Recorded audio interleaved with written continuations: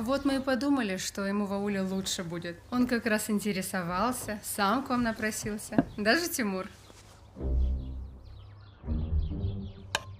А это блюдо как называется? Суп такой. Ирю называется. Пшеной суп с сушеной кониной. Его еще наши деды и прадеды кушали. И не доели, да? А можно я его тоже правнукам оставлю?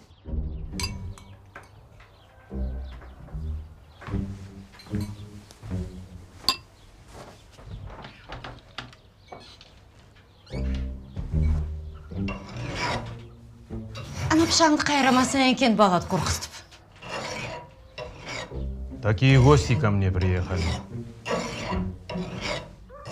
Барана надо зарезать.